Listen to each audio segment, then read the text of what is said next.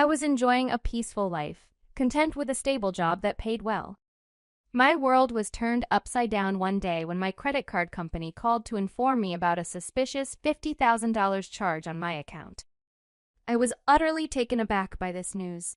I acted swiftly to stop the charge, and in the aftermath, my husband, who was then overseas, bombarded me with phone calls. With some effort, we managed to clear up the confusion.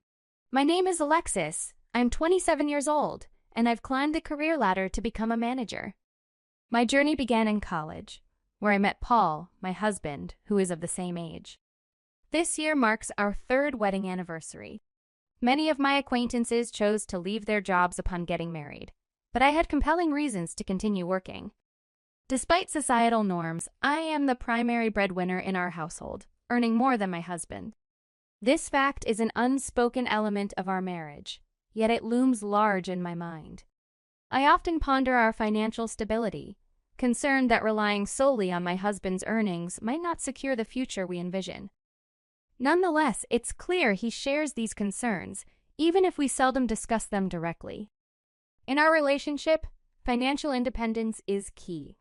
We maintain separate finances, equally splitting household expenses, a system that affords me the freedom to manage my discretionary income as I see fit. This arrangement has fostered a sense of satisfaction and has contributed significantly to our comfortable lifestyle. However, there are moments that prompt me to reconsider our expenses. One such instance occurred while I was reviewing my email notifications on the train home, frowning upon seeing a debit alert. It served as a reminder to reevaluate my ongoing subscriptions, contemplating the necessity of each. Yet, the task of managing these financial obligations often falls by the wayside, complicated by forgotten passwords and the daunting prospect of navigating customer service hotlines. The restricted availability of these services, confined to standard working hours, does little to ease the situation, creating a paradox for working individuals like myself who find it nearly impossible to reach out during these times. Despite these hurdles, I find solace in the small pleasures of life, like online shopping. It serves as a brief escape from the pressures of work, with the arrival of each parcel bringing a fleeting moment of joy. Yet, these moments of happiness are quickly overshadowed by the realization of the need to manage my finances more prudently. The comfort of returning home always brings a sense of relief, a reminder of the stable life we've built together, despite the occasional financial folly. When I walked into the living room, I immediately felt annoyed. Socks were scattered on the floor, empty cans were on the table, and there were a phone and a sweatshirt on the sofa.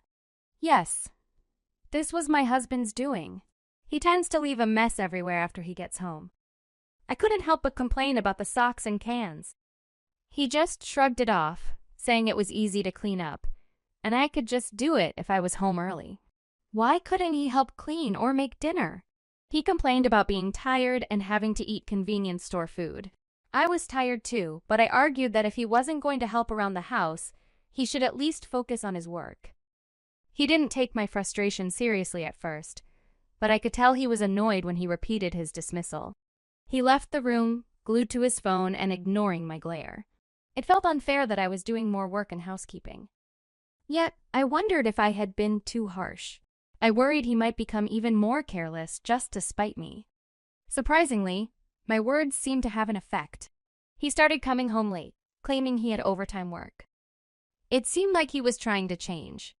I was so pleased that I began to put even more effort into the housework, thinking I should support him since he was busy. One day, I came home early and decided to tidy up his room, which he hadn't cleaned in a while. It was a mess, just as I expected, with empty cans and bottles everywhere. I was about to throw them out when I noticed something unusual on the bed, a gift-wrapped package. I couldn't clearly make out what it was at first, so I decided to shine a light on the mysterious object. It turned out to be a bag from my favorite brand, beautifully wrapped and just sitting there, partially hidden. The realization hit me, could this be a surprise birthday present? My birthday was just around the corner, the following week, to be exact. A flicker of excitement passed through me, but I quickly suppressed it, choosing to act as if I hadn't seen the package. I wanted to keep the surprise intact, assuming my husband had planned to give it to me on my special day. However, my much-anticipated birthday came and went without any mention of the package. I couldn't help but bring up the subject, half in jest, half in hope, asking my husband if he remembered what day it was. His reaction was one of brief surprise followed by an awkward acknowledgement of my birthday. But when I prodded him about a celebration or a gift, his response was dismissive, almost as if gifting was an obligation fulfilled in the past and not to be bothered with again, especially now that I was old enough. His words stung more than I cared to admit, and he retreated to his room, leaving me in a mix of confusion and disappointment. The situation took an even more peculiar turn when, out of the blue, my husband announced he was scheduled for an overseas business trip the following week. This was unprecedented. His job had never required travel before, let alone an international trip. He attributed this sudden opportunity to his recent good performance at work. Under normal circumstances, I would have been supportive, even happy for him. However, the unexplained birthday gift and his nonchalant dismissal of my birthday had planted seeds of doubt in my mind. On the morning of his supposed departure, I watched him leave, my heart heavy with a mix of emotions. Once he was gone, I couldn't resist the urge to investigate further. I ventured into his room, a place I hadn't stepped into since the day I discovered the hidden gift. My heart raced as I looked under the bed where the gift had been, only to find nothing. The absence of the package confirmed my suspicions. There was more to the story than he was letting on. This wasn't about a business trip. It was something else entirely. Dragging myself to work that day felt like moving through molasses. My thoughts were elsewhere, caught in a loop of doubts, fears, and unspoken questions about my husband's actions and intentions. I struggled to concentrate, my work suffering as a result. My colleagues noticed my distracted state, inquiring if everything was okay. I brushed off their concern with a weak excuse about lack of sleep, not willing to share the turmoil swirling inside me. Amidst this inner chaos, my phone vibrated with an incoming call from an unknown number. Normally, I would ignore such calls, but given the day's earlier revelations and my heightened state of anxiety, I felt compelled to answer. Maybe it was intuition or perhaps desperation for any piece of information that could shed light on the situation. I picked up the phone, my heart pounding in anticipation of what or who awaited on the other end. I had to step out for a bit and press the button to answer my phone in the hallway. It was the credit card company calling. I started worrying it wasn't my husband calling and realized I would have to share my password and other details. I wondered what they wanted, and the person on the phone quickly explained. They were calling because my account showed more than $20,000 spent, actually $50,000. I couldn't believe it and panicked, thinking there was no way that was right. I hurried back to my desk to check my wallet, but it was missing along with the credit card that should have been inside. I got back on the phone and asked if I could stop the transaction. Luckily, it was still pending, so they said I could stop it. I felt a bit better, but knew this wasn't the end of it. I told them I didn't have my card and asked them to treat it as if it were stolen. The person agreed to start the process right away. Even after hanging up, my heart wouldn't calm down. I told my boss I was feeling sick, that my credit card might have been stolen and misused, and I needed to leave early to sort things out. My colleagues and boss were concerned and let me go home. Rushing to catch the train, I saw my husband had called me many times, almost as if he had something to do with this mess. I got home, tossed my bag aside, and went straight to my husband's room. I opened his computer to check his search history and saw luxury cruises and travel packages for couples at the top. I wasn't supposed to know about any trip. I checked the destination and realized this was the business trip he mentioned. It was clear it wasn't a business trip at all. I looked through my emails and found it a booking confirmation with the name Mario on it. Who is this woman? I was so angry I nearly broke the keyboard, but I forced myself to look for more proof. My phone kept ringing, driving me crazy. I remembered the password the credit card company gave me, so I logged in to check my spending history. As I looked through it, my shock grew. There was a charge I didn't recognize for a fancy bag. Everything clicked. Paul had used my card to buy something for his mistress, Anne, and even took her on what he claimed was a business trip. Frustrated and angry, I finally answered my constantly ringing phone. My husband was on the other end, complaining about the card not working. I confronted him about Anne, and he stumbled over his words, claiming he didn't steal the card but borrowed it for convenience on his business trip. I questioned him about the so-called business trip and mentioned the luxury cruise. He tried to dodge the question, but I pressed on about Anne and the bag.